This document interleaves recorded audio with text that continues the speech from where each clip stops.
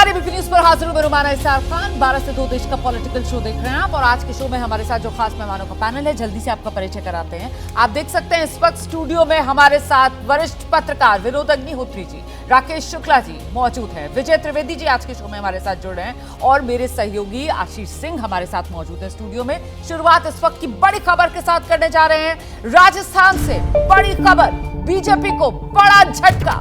Karanpur seat, वो seat जहां राजस्थान विधानसभा चुनाव के वक्त मतदान नहीं हो पाया था क्योंकि यहां पर जो कांग्रेस के उम्मीदवार थे उनका निधन हो गया था। इसी वजह से 200 में से 199 सीटों पर ही चुनाव हुआ था।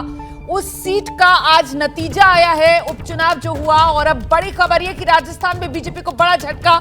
बीजेपी के उम्मीदवार सुरेंद्र पाल हारे, रुपिंदर सिंह कांग्रेस उम्मीदवार जीत गए।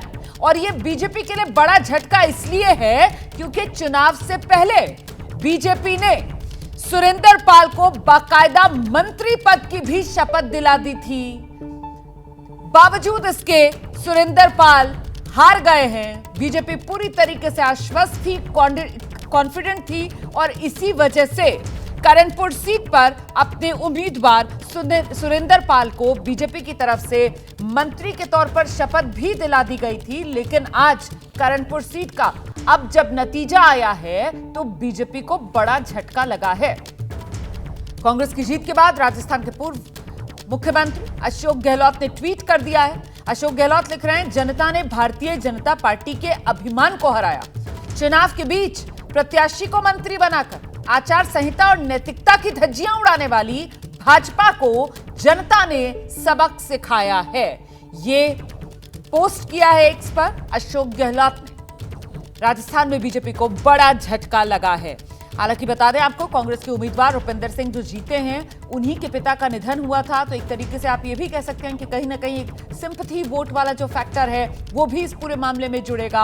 और शायद इसी की काट के लिए बीजेपी की तरफ से रणनीति ये बनाई गई कि अपने उम्मीदवार सुरेंद्र पाल, जो पहले भी बीजेपी की सरकारों में मंत्री रह चुके हैं, उन्हें बीजेपी ने मंत्री पद की शपथ दिला दी थी। लेकिन आज जब नतीजा आया तो बीजेपी के लिए बड़ा झटका क्योंकि सुरेंद्र पाल हार गए।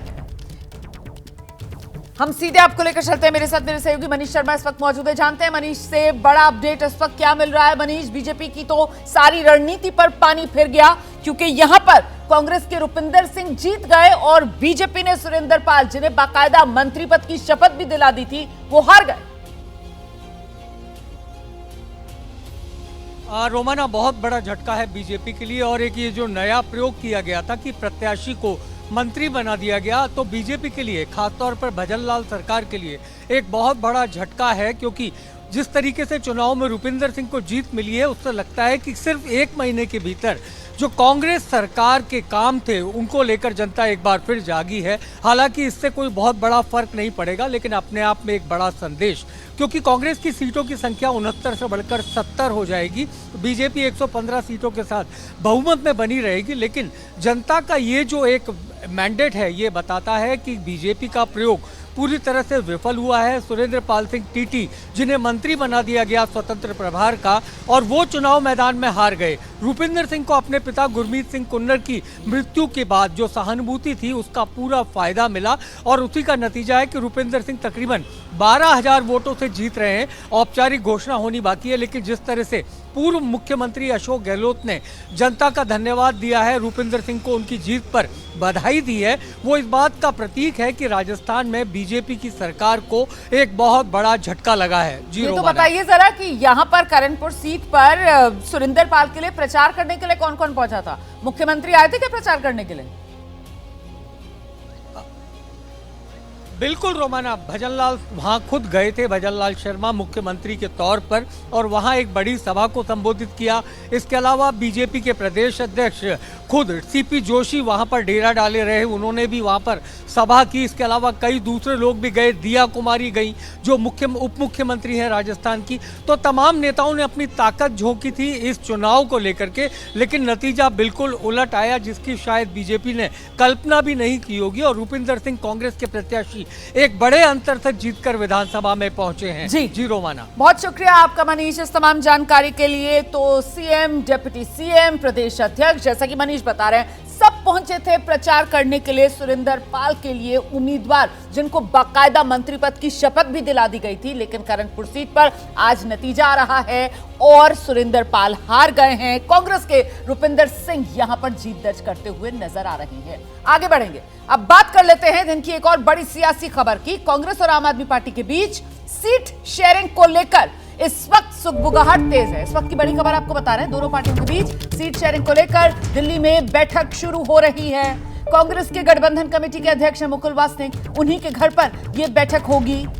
आम आदमी पार्टी के सूत्रों के मुताबिक आज सिर्फ दिल्ली और पंजाब ही नहीं बल्कि सभी राज्यों को लेकर चर्चा की जाएगी, जहां आम आदमी पार्टी के इलेक्टेड रिप्रेजेंटेटिव हैं, जिसमें मुख्य तौर पर बात गुजरात को लेकर भी होगी, और जहां आम आदमी पार्टी पैर पसारने की तैयारी में है, जिसमें मुख्य तौर पर हरियाणा को लेकर भी चर्चा की जाएगी।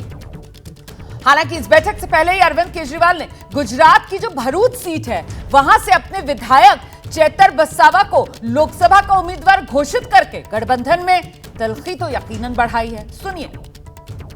करना चाहता हूं, आम आदमी पार्टी की तरफ से आने वाले लोकसभा चुनाव में भरूच सीट से चेतर वसावा लोकसभा का चुनाव लड़ेंगे। उनको जिताने की आपकी जिम्मेदारी है। हम किसी भी अनाउंसमेंट पर नहीं जा रहे हैं। हम सिर्फ जो हमारे सामने हम लोग बैठ के बात करेंगे, उस बात पर हम टिप्पणी करेंगे। सीट शेयरिंग पर अच्छी बातचीत चारों तरफ जारी है। और सीट शेयरिंग को लेकर ही आज दिल्ली में कांग्रेस और आम आदमी पार्टी के बीच अहम बैठक होनी है। और ऐसे में वो सवाल जो अब हम आपके सामने लेकर आ रहे हैं, इसी पर जरा पहले बातचीत कर लेते हैं। कांग्रेस और आप साथ या खिलाफ, आज तय हो जाएगा विजय जी? बिल्कुल, आज मतलब एक बेसिक तरीके से खाका तैयार हो जाएगा। और नाना करते भी जो होता ना गाना, नाना करते साथ तुम्हारे आ जाएंगे, वैसी स्थिति है। हालांकि जो कल किया अरविंद केजरीवाल साहब ने, मुख्यमंत्री जो है दिल्ली के और संयोजक भी हैं, भरूच सीट बहुत इंपॉर्टेंट सीट है, सामान्य नहीं है। भरूच सीट पर चेतर वसावा को, जो उनके एमएलए, उनका खड़ा करना तो ठीक है, लेकिन ये कांग्रेस के लिए सबसे दावेदारी वाली सीट मैं समझता हूँ, क्योंकि ये अहमद पटेल साहब का क्षेत्र है, जो मतलब 30 साल 40 साल कांग्रेस की राजनीति को करते रहे और सबसे ताकतवर है। और जो मेरी जानकारी थी कि मुमताज़ जो उनकी बेटी हैं, उनको शायद इस बार वहाँ से टिकट दिया जाता। तो यदि पूरे गुजरात को देखा जाए तो कांग्रेस के लिए सबसे दावेदारी वाली बड़ी सीट ये थी, जिस पर उनको लड़ना था। और वहाँ चेतर बसावा का करना, और उससे भी पहले कि जब बैठक होने वाली है, जब आज बैठक हो रही, तो कल मुख्यमंत्री ने या केजरीवाल साहब ने जो किया है, जो बात आप उससे थोड़ा सा मुश्किल है। बिल्कुल, इसी वजह से ये सवाल जो है वो बड़ा हो जाता है। अगर दर्शकों के मन में ये बात आ रही हो कि साहब अभी बैठक शुरू नहीं हुई है और हम ऐसा सवाल लेकर आ गए कि कांग्रेस और आप साथ या खिलाफ, तो उसके पीछे वजह यही है कि अभी बैठक हुई नहीं है, सीटों को लेकर सहमति बनी नहीं है। लेकिन दूसरी तरफ अरविंद केजरीवाल की तरफ से गुजरात में खड़े होकर मंच से जो भरूच सीट है, वहां से अपने उम्मीदवार के नाम का ऐलान कर दिया गया है। तो कांग्रेस और आप साथ या खिलाफ, चर्चा आगे बढ़ाएंगे। देश का पॉलिटिकल शो समय 12 से 2 देख रहे हैं आप। इंडिया गठबंधन में अब सीट शेयरिंग को लेकर हलचल तेज हो रही है। कल बिहार को लेकर बात हुई, आज बात कांग्रेस और आम आदमी पार्टी में दिल्ली की जा रहा है, सीटों को लेकर उन पर बात होगी। लेकिन उससे पहले ही यह सवाल बड़ा हो जाता है कि कांग्रेस और आप, विनोद जी, साथ या खिलाफ? अरविंद केजरीवाल तो बिना किसी सहमति के उम्मीदवार के नाम का ऐलान कर रहे हैं गुजरात में। देखिए, कांग्रेस और आम आदमी पार्टी के रिश्ते वैसे हैं जैसे दो सौत होती है ना, एक पति के 2 पत्नियां होती ना, उनके जो रिश्ते होते हैं उस टाइप के रिश्ते हैं।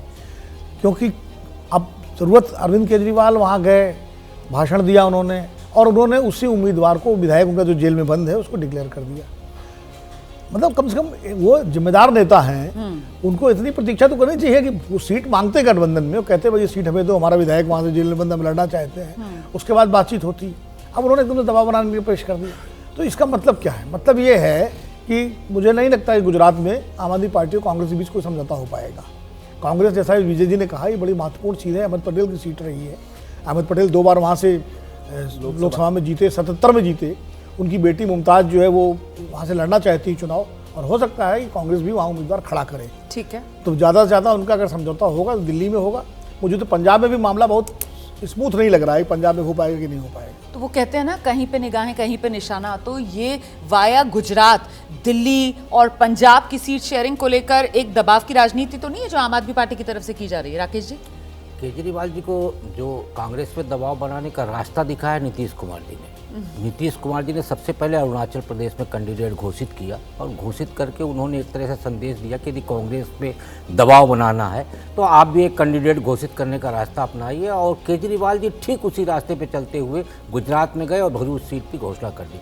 अब सबसे महत्वपूर्ण विषय ये है कि जिन क्षेत्रीय दलों को या अन्य दलों को लेके कांग्रेस मोदी सरकार को हटाने का सपना लेके चल रही है, वही सारे दल उसके लिए मुसीबत बनते जा रहे हैं और सब उसी की कुर्बानी चाह रहे हैं। जैसे समाजवादी पार्टी ने उत्तर प्रदेश में संदेश दिया है कि 8 सीटों पे हमने अपने कैंडिडेट तय कर दिए हैं, 7 सीट वो कांग्रेस के लिए छोड़ना चाह रही है। 7 में से 2 सीटें तो पहले से ही विपक्षी दल नहीं खड़े हो रहे थे, रायबरेली और अमेठी में, यानी कांग्रेस के खाते में 5 सीटें आएंगी। बिहार में आरजेडी और जेडीयू की तरफ से 4 सीटें कांग्रेस को दी जा रही हैं। अब इधर आम आदमी पार्टी की जहां तक बात है तो उसमें लंबी टसल चल रही है आम आदमी पार्टी और कांग्रेस के बीच में। न पंजाब का कांग्रेस कमेटी तैयार है और न दिल्ली की कांग्रेस कमेटी तैयार है।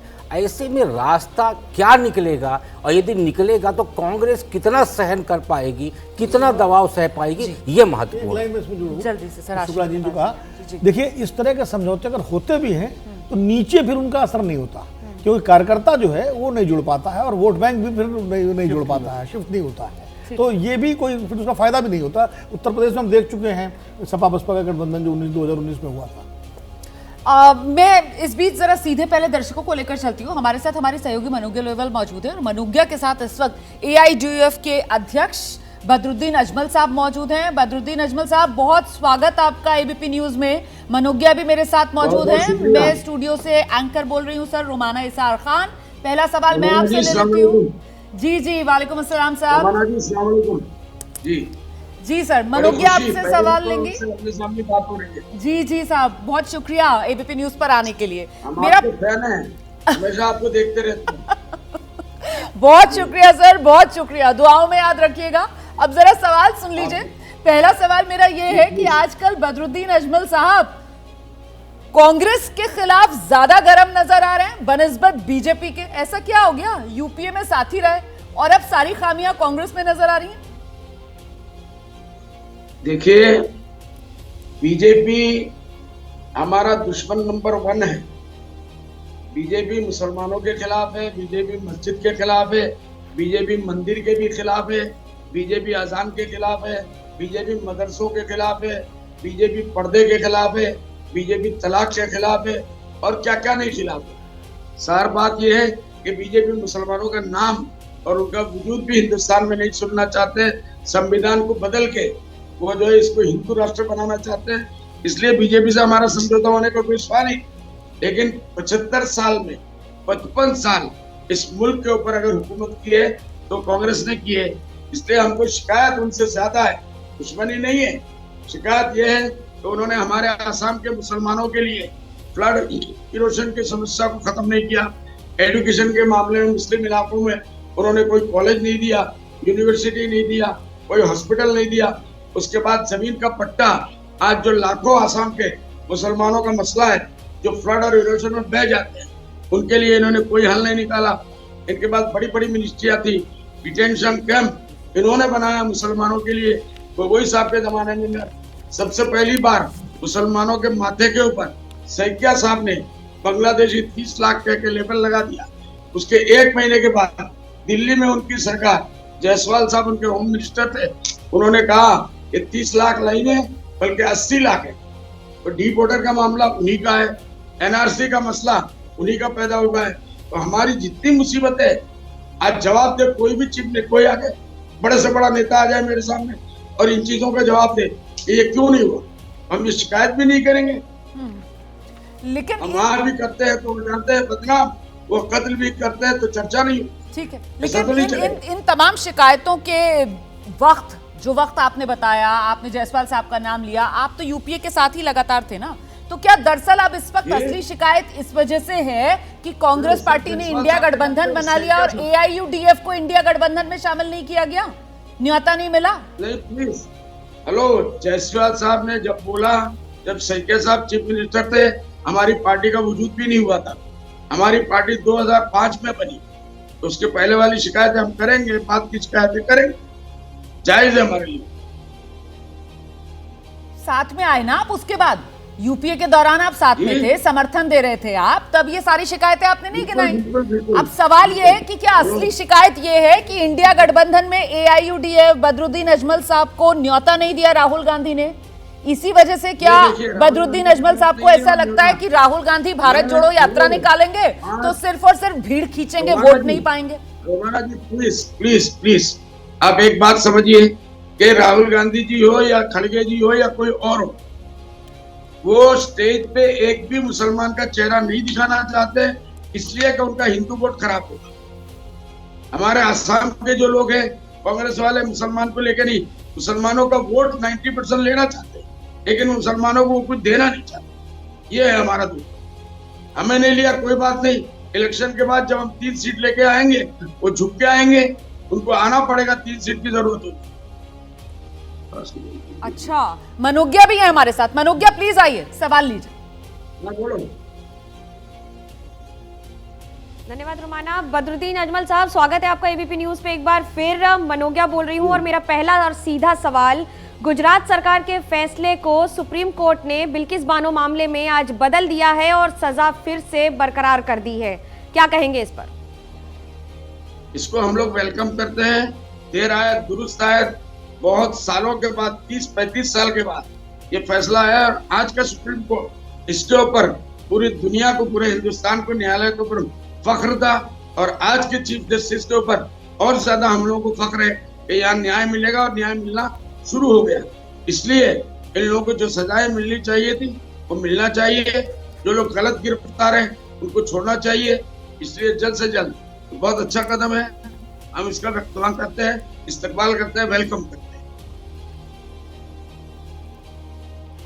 इस मामले को आप किसकी जीत और किसकी हार के तौर पर देख रहे हैं?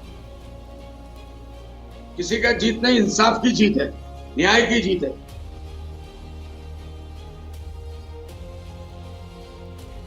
राहुल गांधी मणिपुर से महाराष्ट्र चलेंगे, इस पूरे दौरे को, इस पूरी यात्रा को, क्योंकि आपके इलाके से भी गुजरेगी ये यात्रा, इसका क्या असर होने वाला है आपके इलाके और बाकी जगहों पर? देखिए, राहुल गांधी जी माशाल्लाह यंग है, जेनेटिक है, खूबसूरत है, अभी उन्होंने शादी नहीं की, इसलिए और ज्यादा नौजवान लड़कियों में चमक है। तो वो जहां से भी गुजरेंगे लोग अपनी निगाहें बिछा देंगे, हम भी उनको वेलकम करते हैं। अभी इससे पहले उन्होंने इतनी बड़ी यात्रा की पूरे आधे हिंदुस्तान का, नतीजा 3 स्टेट में आप लोगों ने देख लिया, चित खा के गिर गए। ऐसे ही आसाम में भी आएंगे, मेरे धुबड़ी में सुना है 2 दिन रखेंगे। हम लोग एक मतलब पहले आगे साथ में रह चुके हैं, थोड़ा तो इनको रियायत रखनी चाहिए, लेकिन हम उनके आने को वेलकम करते हैं। वो 2 दिन रहे, हम उनकी मेहमान नवाजी करेंगे, खाना पीना भेजेंगे, वो खाएंगे कि नहीं मालूम, लेकिन जीत नहीं सकते क्योंकि राहुल जी का चमक वोटर तक नहीं पहुंच पा रहा है, ग्रास रूट तक नहीं जा रहा है। मेन रोड के ऊपर जो लोग आते हैं वो देखते हैं, तालियां बजाते हैं, खुश होते हैं। लड़कियां किसी और उम्मीद से देखती है शायद राहुल जी की हमारे ऊपर निगाह पड़ जाए, इसलिए वो सब होगा, लेकिन वोट नहीं मिलेगा।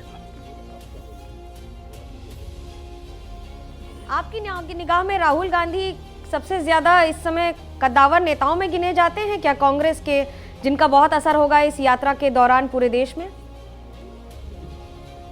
देखिए, अब मैं अगर कोई बात कहूंगा, मैं अभी ऑपोजिशन के पास राहुल गांधी से अच्छा कोई कैंडिडेट नहीं है, कद्दावर नेता नहीं है वो, लेकिन चूंकि कांग्रेस का सेटअप पूरे इंडिया में हर जगह से 1-2 सीट भी आ जाएंगे, तो गठबंधन का जो इंडिया गठबंधन का सबसे ज्यादा सीटें इन्हीं के पास आए। इसका मतलब ये है कि अभी से उनका तय है कि वो राहुल गांधी भी प्रपोज करेंगे प्राइम मिनिस्टर के लिए, और यही चीज उनको खत्म करनी होगी। अभी आपस में इनके जो झगड़े चल रहे हैं, आप देखिए, ये तो आखिर तक कहां तक पहुंचेंगे, हमें इसकी भी उम्मीद। अल्लाह करे अच्छे जगह पे पहुंच जाए, ये जीत जाए। एक बात बताइए अजमल साहब, एक बात बताइए, पिछले दिनों जिस तरीके से कर्नाटक का चुनाव, तेलंगाना का चुनाव, और वहां से एनालिसिस ये निकल कर आया कि साहब जो मुस्लिम वोट है वो अब धीरे धीरे कर रीजनल पार्टी से दोबारा कांग्रेस की तरफ उसका रुझान बढ़ रहा है, तो क्या इसी वजह से अजमल साहब राहुल गांधी की भारत जोड़ो यात्रा से डर कर क्या उन पर निशाना साध रहे हैं और शुरू होने से पहले ही इस यात्रा को फेल करार दे रहे हैं? डरता नहीं है मैडम, हम लोग सिर्फ अल्लाह से डरते हैं, राहुल गांधी से नहीं डरते। राहुल गांधी जो है वो हमारे नेहरू खानदान के एक चिराग है और इंदिरा गांधी के पोते हैं, इसलिए हमको उन पर खुशी है हम उनके साथ 15 साल रहे, लेकिन यूपीए में रहते हुए मैडम सोनिया गांधी से हमारे रिलेशन बहुत अच्छे थे, लेकिन राहुल गांधी ने कभी हमको खास नहीं डाला। ये उनके अपना फितरत है, वो पॉलिटिशियन अभी बनने में उनको बहुत देर लगेगा। तो ये एक और बात है, आपने गिना दी। चाहते हैं एक मिनट, हेलो, हम ये चाहते हैं चमक लाने के लिए राहुल गांधी है, लेकिन वोट लाने के लिए नहीं है। ये तो 3-4 स्टेट में खाली कर्नाटका और आप तेलंगाना बोलेंगे, बाकी हिंदुस्तान की बात करिए ना। अच्छा, चमक लाने के लिए राहुल गांधी, वोट लाने के लिए राहुल गांधी नहीं, ये बड़ी बात यहाँ पर अजमल साहब कह रहे हैं। अजमल साहब, आप कह रहे हैं कि साहब सोनिया गांधी के साथ अच्छे राजनीतिक रिश्ते रहे, राहुल गांधी घास नहीं डालते हैं बदरुद्दीन अजमल को, ये दूसरी बड़ी बात आपने कही है। मैं आपसे ये जानना चाहती हूँ, अभी अभी आपने कहा कि आप मुसलमान हैं, मुसलमान किसी से डरता नहीं है, लेकिन डराने का काम क्यों सर? 22 से 26 जनवरी तक मुसलमान अपने घर पर ही रहें, बाहर ना निकलें, ये बात क्यों कही जा रही है आपकी तरफ से? इसलिए कही जा रही है, ट्रेन में रोमाना जी आप जानते हैं कि ट्रेन में जितनी मुसलमानों के खिलाफ घटनाएं हुई है, औरतों के साथ हुए हैं, लोगों को मारा गया, ट्रेन से उठा के फेंक दिया गया। उसके बाद जो अभी थोड़े दिन पहले सीआरपीएफ के एक जवान ने अपने 3 साथी मुसलमान, उसको मारना ही था, लोग कहते हैं उसके सेंटिमेंट प्रोग्राम था, इसका दिमागी प्रॉब्लम, तो मुसलमानों भी मारेगा। जैसे मुसलमान तलाक देने जब जाता है तो अपनी बीवी को ही देता है, साथ में माँ बैठी हुई है, बहन बैठी है, दादी बैठी है, नानी, उनको तलाक नहीं देता, वो बीवी को ही तलाक देता है, तो जानबूझ के देता है। इसका मतलब ये है कि ये जो सीआरपीएफ था। नहीं सर, लेकिन जिस तरीके से आप तारीखों का जिक्र कर रहे हैं और जिन घटनाओं को आप गिना रहे हैं, वो घटनाएं तो एक तरीके से ऐसी घटनाएं हैं जो कभी भी कहीं पर भी हुई हैं, लेकिन जब आप जनवरी में तारीखों का जिक्र करते हैं तो ये तो सीधे राम मंदिर की प्राण प्रतिष्ठा वाला दौर है ना। आप डराने का काम कर रहे हैं मुसलमानों को। बिल्कुल डराने का नहीं, हमने अपने मुसलमानों को शांति से घर रहने का, ताकि ट्रेन के अंदर जब ये कार सेवक जाएंगे वो जाए राम मंदिर में, हमको उनके कोई इख्तिलाफ नहीं है, लेकिन शराब पिए हुए होते हैं बहुत से लड़के और कुछ करते हैं। जब कोई एक मुसलमान मिलेगा उसके ऊपर जुल्म होने का अंदेशा है। अच्छा, इसलिए मुसलमान को मौका क्यों दे? ठीक है। और इसके बहाने से पूरे हिंदुस्तान में फिर कोई, तो हमने अमन अमान को बाकी रखने के लिए, ताकि किसी के ऊपर कोई जुल्म ना हो, राम मंदिर के प्रोग्राम बदनाम ना हो, इसलिए गवर्नमेंट की जिम्मेदारी भी जिम्मेदारी है कि ट्रेनों में और बसों में सुरक्षा दे, ताकि इसके सबकी कोई घटना हो।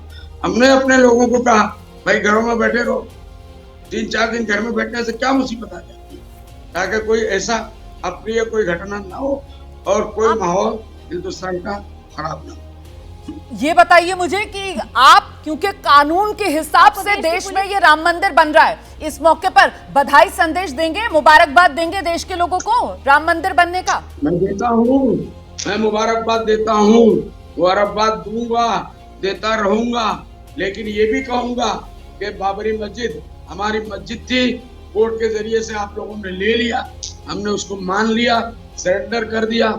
इसलिए अब जो हो रहा है, प्रधानमंत्री जी को और उनके साथियों को, बीएचपी के लोगों को और राम मंदिर बनाने वालों को हम एक भाई, मुसलमान भाई होने के से हार्दिक बधाई देते हैं, उनको बहुत बहुत मुबारक। चलिए, ये अच्छी बात आपने कही है। जरा चलते चलते ये भी बताइए कि भारत सरकार कह रही है कि अब सीएए को लेकर रूल्स जल्दी ही नोटिफाई कर दिए जाएंगे, इसका चुनाव पर आपको लगता है 24 चुनाव पर कोई असर होगा?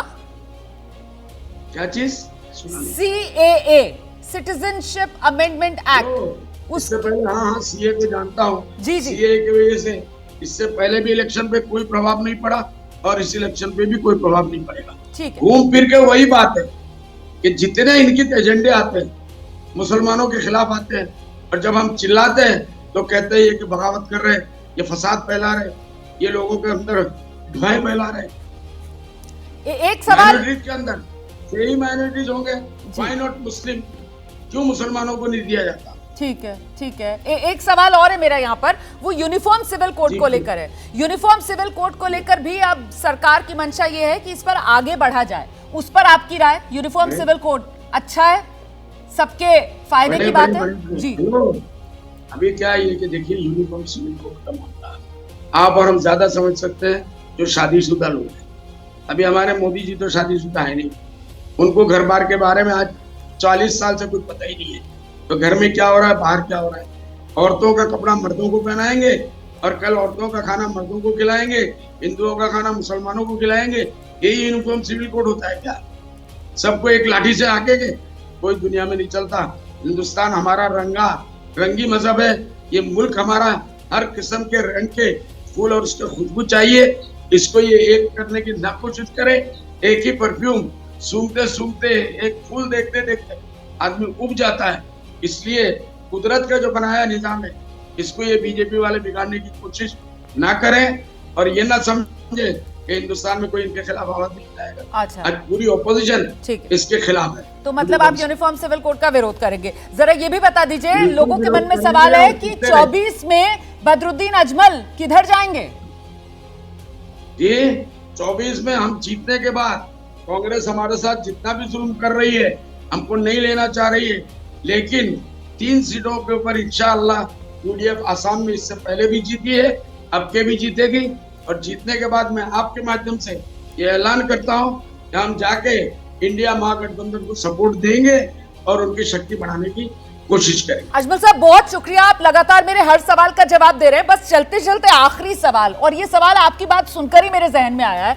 आप पूरी तरीके से कॉन्फिडेंट हैं कि 3 सीटें जिस पर आप हमेशा जीतते रहते हैं, इस बार भी जीतेंगे, लेकिन कई दूसरी जो ऑपोजिशन, मेरा सवाल तो सुन लीजिए, बहुत सी ऑपोजिशन पार्टीज जो है वो तो ये कह रही है कि साहब ईवीएम में ही गड़बड़ी है। वो तो कह रही है वो ईवीएम की वजह से हार जाती हैं। अब ईवीएम तो वही है और फिर भी आप जीत का दावा कर रहे हैं, तो मतलब वो ऑपोजिशन पार्टीज वोट ही नहीं हासिल कर पा रही और जबरदस्ती ईवीएम पर ठीकरा फोड़ती हैं।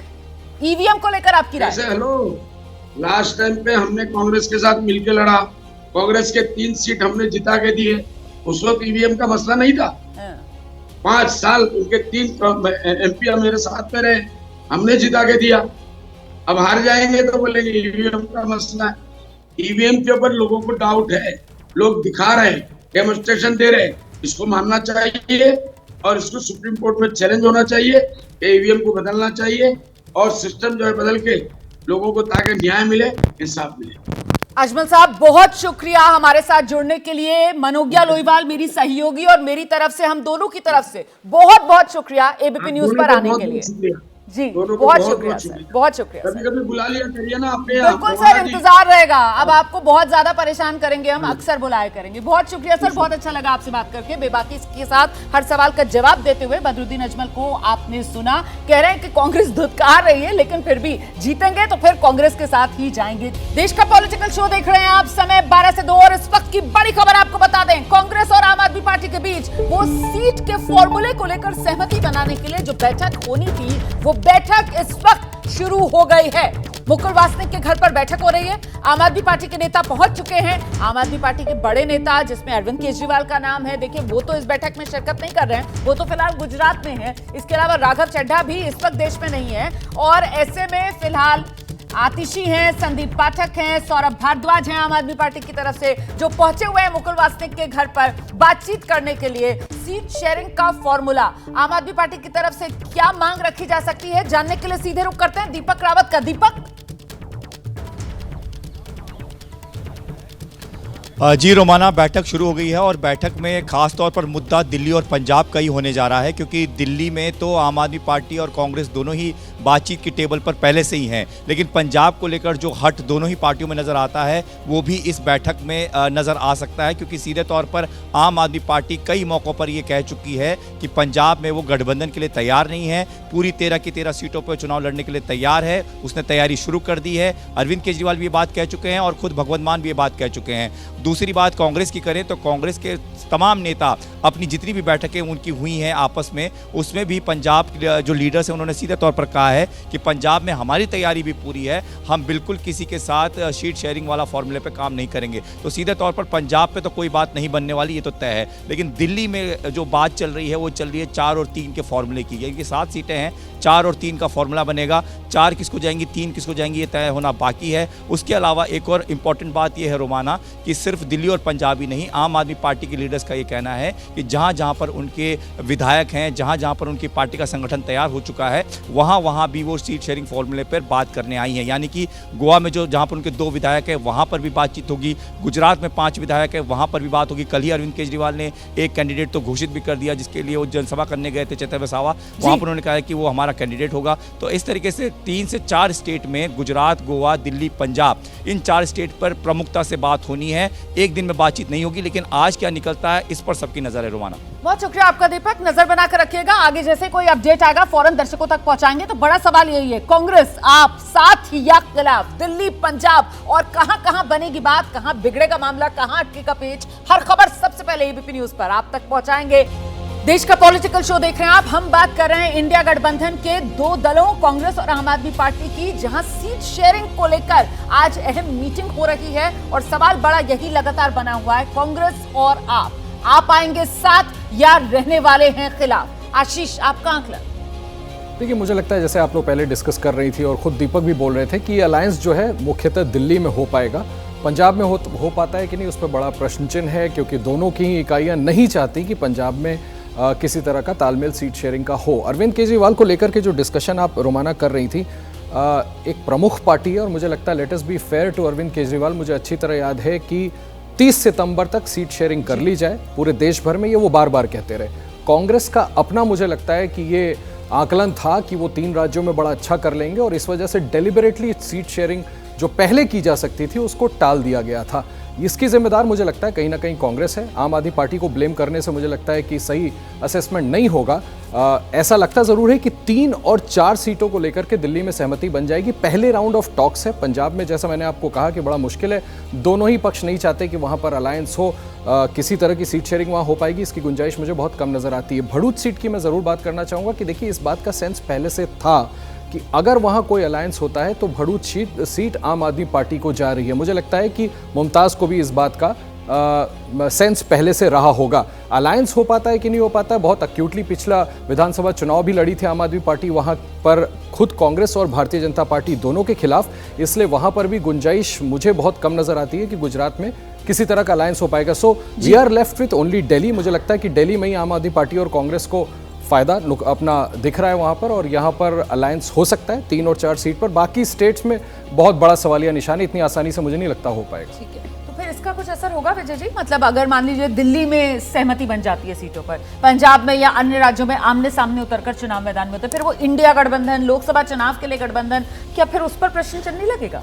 नहीं, प्रश्न चिन्ह से बड़ा सवाल ये है कि क्या जो उसका वोटर है दिल्ली में, क्या वो मन से ही मान पाएगा कि भाई हाँ इनके साथ चलने का कोई फ़ायदा है। और वैसे ही दिल्ली में 50% से ज़्यादा वोट भारतीय जनता पार्टी ने 2019 में हासिल किए हैं। भारतीय जनता पार्टी का एक तरह से गढ़ रहा है वो वोटर के हिसाब से, भले ही विधानसभा में उसको मौका नहीं मिल पा रहा, लेकिन 50% से ज़्यादा वोट है।